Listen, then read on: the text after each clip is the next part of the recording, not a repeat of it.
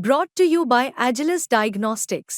Health test की बात आती है तो मैं भरोसा करता हूँ India's largest diagnostics company Agilus diagnostics. खुद को टेस्ट करते रहो। नमस्कार दोस्तों, आप 9 तक देख रहे हैं। बात करते हैं एक ऐसी कहानी की जिसका अंजाम बहुत बुरा हुआ।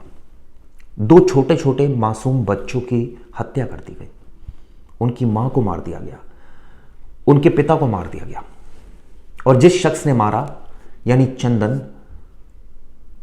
वो उसकी मां से प्यार करता था। एक शख्स आता है, सबसे पहले जो घटना बताता हूं जो हुई, अमेठी में घटना हुई जिसमें एक शख्स आया, बाइक से उतरा, हथियार लेकर आया, घर में घुसा, एक एक करके परिवार के 4 लोगों को मार दिया। लेकिन क्यों?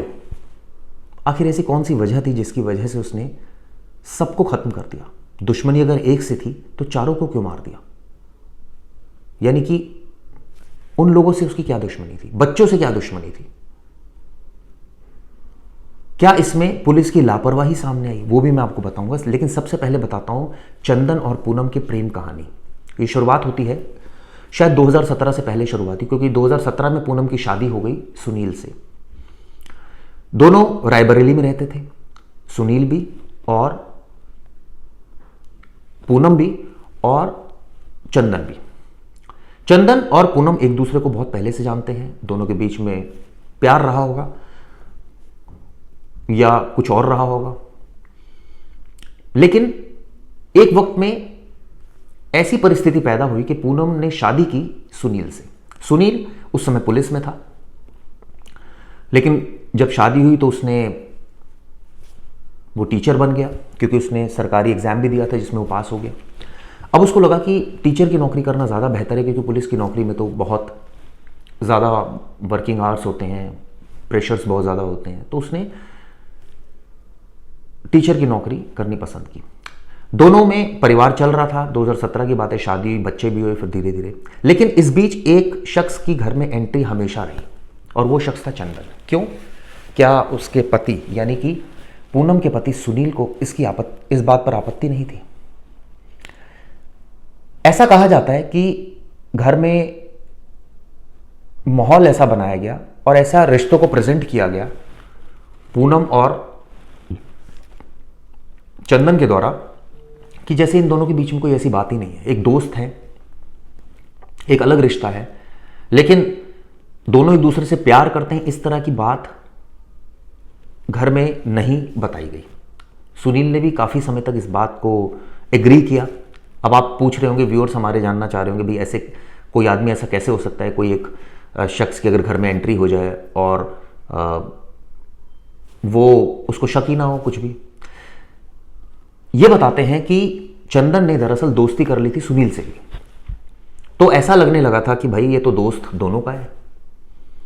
तो अगर आप एक साइड झुकाव रहेगा अगर किसी का, तो नेचुरली शक जाएगा। लेकिन अब सुनील ने दोनों से दोस्ती कर ली तो चंदन ने दोनों से दोस्ती कर ली, तो झुकाव जो है वो बैलेंस हो गया कहीं ना कहीं। काफ़ी वक्त तक ये चलता रहा।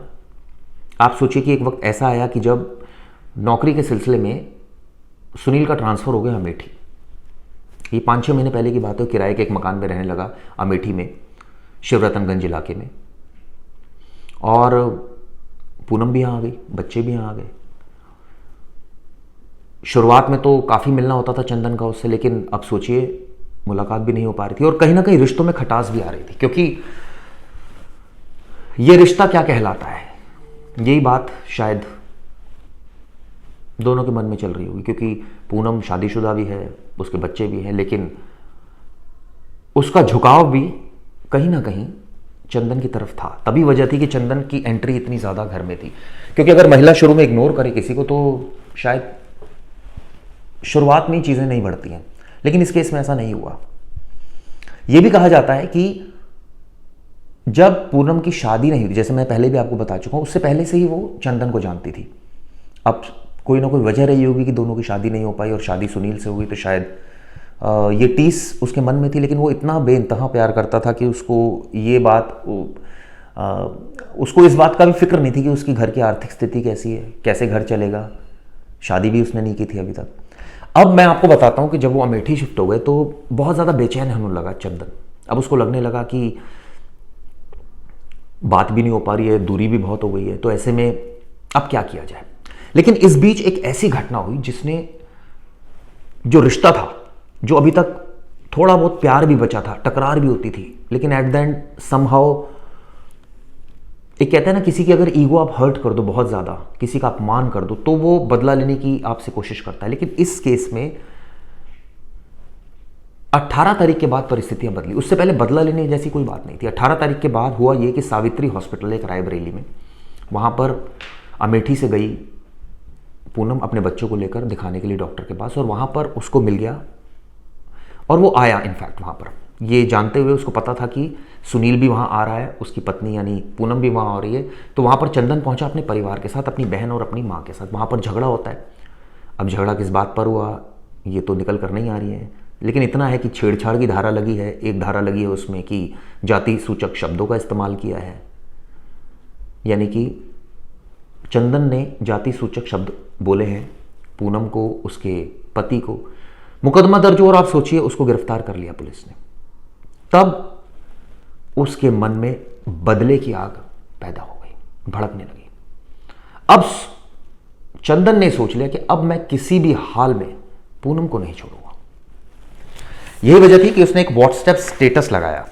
आप सोचिए, कहा यह भी जाता है कि अगर उस समय पुलिस थोड़ी सी एक्टिव हो जाती तो शायद ये घटना नहीं होती, क्योंकि उस समय जब 18 अगस्त को शिकायत दी गई रायबरेली में, और ये कहा गया कि सुनील और पूनम ने शिकायत में कहा कि उसको जान से खतरा है, आने वाले वक्त में उसके ऊपर हमला कर सकता है ये आरोपी चंदन, यानी कि वो बहुत ज़्यादा श्योर थे कि ऐसी घटना होगी। और आप देखिए ये घटना हुई। तो पुलिस क्या कर रही थी?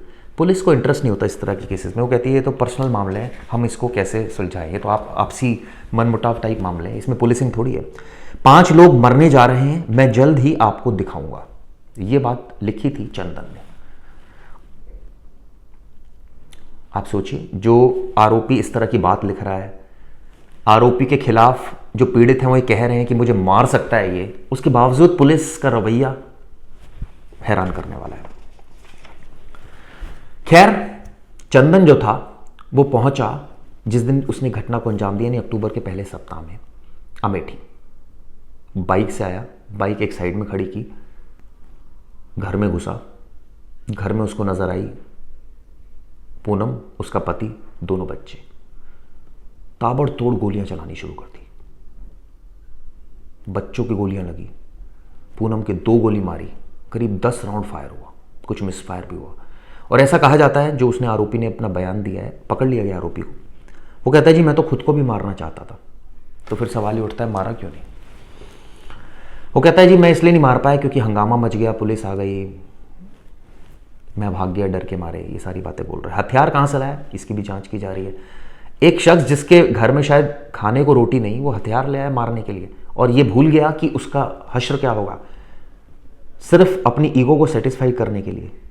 सिर्फ अब ये जेल में सोच रहा होगा कि देखो मैंने मार दिया ना, मैंने कहा था मैंने मार दिया और मैंने मार दिया, क्या बिगाड़ लिया मेरा, मुझे जेल में तो डाल दिया, कोई बात नहीं, शायद ऐसा सोच रहा हो, या हो सकता है पछतावा भी हो। 5 लोग मरने जा रहे हैं, मैं जल्द ही आपको दिखाऊंगा। आप सोचिए, ये उसने लिखा था, यानी कि उसकी जो नीयत थी वो ये थी, वो खुद को मारने की, इस बयान से ऐसा लग रहा है नीयत थी कि खुद को भी मारना चाहता था, और जैसा उसने बयान भी दिया है वो मार नहीं पाया। अब पुलिस ने उसको शुक्रवार देर रात अरेस्ट भी कर लिया, पैर में गोली मारी। लेकिन अब पुलिस बड़ी एक्टिव हो गई यूपी की, जिसको हम एनकाउंटर पुलिस भी कहते हैं कभी कभी। वैसे पुलिस का कहना है कि एनकाउंटर तो तब करती है जब आत्मरक्षा के लिए करना ज़रूरी होता है तो करती है। लेकिन सवाल यह है कि अगर यही पुलिस, उत्तर प्रदेश पुलिस पहले एक्टिव हो जाती तो शायद पूनम, उसके 2 छोटे छोटे बच्चे, सुनील बच जाते। लेकिन इस कहानी का खौफनाक अंत हुआ। प्यार, अवैध संबंध की वजह से एक लेडी ने अपने संबंधों को इतना ज़्यादा महत्व दिया, पति को कुछ नहीं समझा। उसने ये भी नहीं सोचा कि उसके बच्चों को भी पर अटैक हो सकता है। एक सनकी से प्यार किया, और उसने प्यार का आप सोचिए इंतकाम क्या लिया, किस तरह से लिया। ये कहानी हमें बताती है कि अवैध संबंधों से दूर रहें, लेकिन ये कहानी और भी बहुत सारी चीज़ें बताती है। ये भी पता चला है कि दोनों के बीच में फाइनेंशियल डीलिंग भी थी, और जैसे मैंने बताया कि चंदन ने सुनील से भी दोस्ती कर ली थी ताकि किसी को कोई शक ना हो, परिवार में उसका एक्सेस बना रहे, वो आना जाना बना रहे, उसकी अपनी भी जो नीड है वो पूरी होती रहे, क्योंकि उसको पूनम को देखना होता था, बात करनी होती थी। लेकिन जब वो अकेले आना शुरू हो गया, उसकी एब्सेंस में आना शुरू हो गया सुनील की, तब सुनील का दिमाग खटका और उसको लगा कि अब अकेले क्यों आ रहा है ये। और ये प्यार कोई ऐसा नहीं है, इसको प्यार नहीं बोलूंगा मैं, इसको कुछ और ही वर्ड बोलना चाहिए कि भाई इसमें गलती, कई लोग ये भी कह रहे हैं पूनम की भी गलती है, उसने क्यों इतना ज़्यादा इस शख्स को भाव दिया, एक दूसरे भाषा में बोलूँ तो।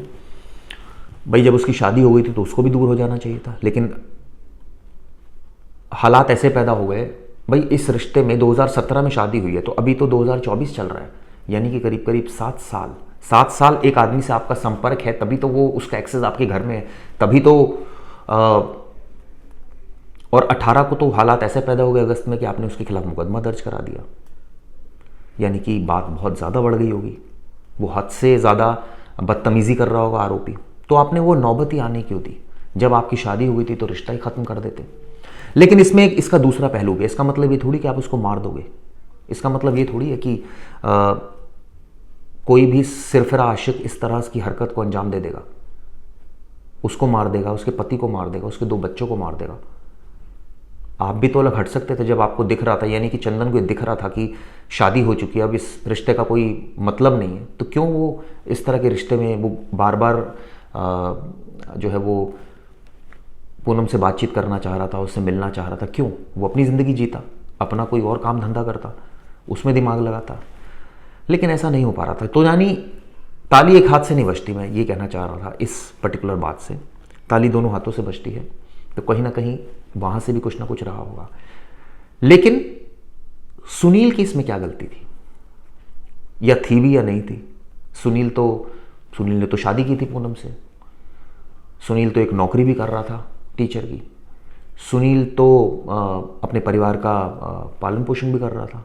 आखिर ऐसी कौन सी सुनील भी चाहता तो उस समय शुरुआत में विरोध कर सकता था 2017-18 में कि ये आदमी क्यों हमारे घर में आ रहा है, इसका एक्सेस क्यों है।